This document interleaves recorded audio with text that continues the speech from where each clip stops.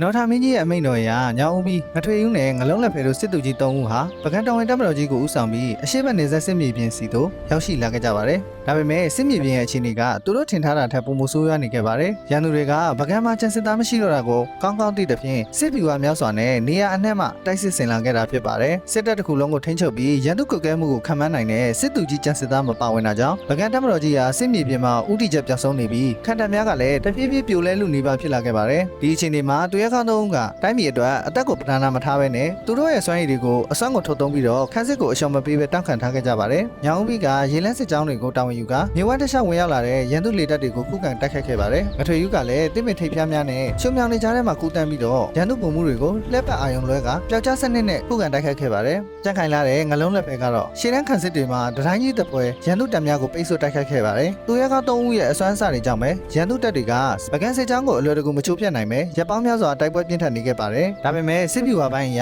အကွက်ကြကြပြန်လဲတိုက်စစ်ဆင်နိုင်ရန်အတွက်ပြည့်ရကျဲသွားတဲ့စစ်တေနာပတိကျစစ်သားမရှိတာကြောင့်ရန်သူစစ်တပ်ရဲ့ပြင်းထန်တဲ့တိုက်ခိုက်မှုတွေအောက်မှာပဲပကံတပ်မတော်ကအချိန်ကြာလာတာနဲ့အမျှစိုးရင်ရတဲ့အခြေအနေသို့ရောက်ရှိလာခဲ့ပါတယ်။သူရဲကောင်း၃ဦးမှလည်းဒဏ်ရာကိုစီနဲ့ငါတို့ရဲ့စစ်သူကြီးကျန်စစ်သားသာရှိရင်ဒီရန်သူတွေကိုမျက်စိတမိတ်အတွင်းချိန်မုံနိုင်မှာပဲလို့တန်းတနေပြီးကြပါတယ်။ပကံတပ်မတော်ကြီးရဲ့ရှေ့တန်းမှာမရှိမလအခြေအနေဆိုးနဲ့ရင်ဆိုင်နေရတဲ့သတင်းကြောင့်နော်ထာမင်းကြီးဟာဆုံးဖြတ်ချက်တစ်ခုကိုအလင်းအမြန်ချဖို့လိုအပ်လာခဲ့ပါတယ်။တိုင်းပြည်ပျက်စီးတော့မဲ့အနေအထားမှာမင်းကြီးရဲ့ဆုံးဖြတ်ချက်ကဘာဖြစ်နိုင်လဲဆိုတာကိုတော့နောက်တစ်ပိုင်းမှာစောင့်မျှော်ကြည့်ရှုပေးကြပါအောင်ခင်ဗျာ။